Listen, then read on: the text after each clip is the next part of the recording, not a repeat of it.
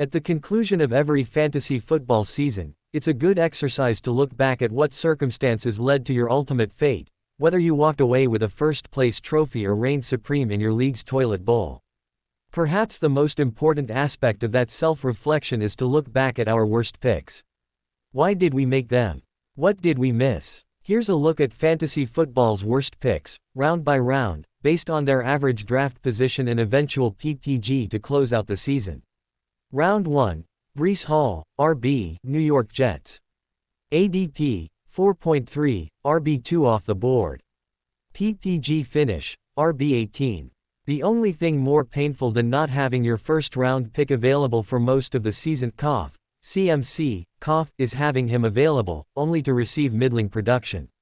Despite being a consensus top 5 overall draft pick, Hall notched just 2 top 5 finishes at his position all year.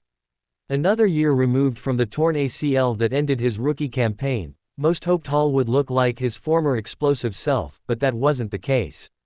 Hall has now seen a decline in rush yards per carry in each of the past 2 seasons, 5.8 as a rookie, 4.5 in 2023 and 4.2 in 2024, as well as yards after contact per attempt, 4.13, 3.41, 3.02, and breakaway yardage percentage, 43%, 40.4%, 26%.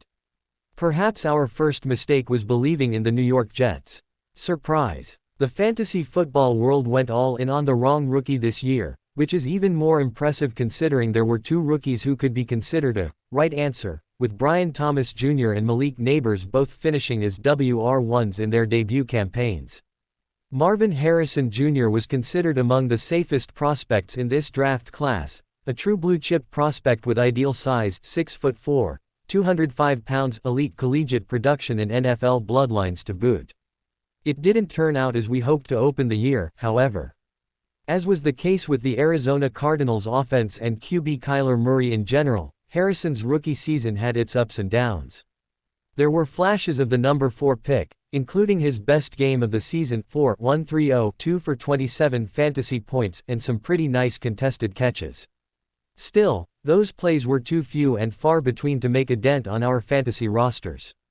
Harrison had 2 top 5 weekly finishes, including a WR1 overall finish in Week 2, but otherwise, fantasy managers got WR4, WR5 value most of the season.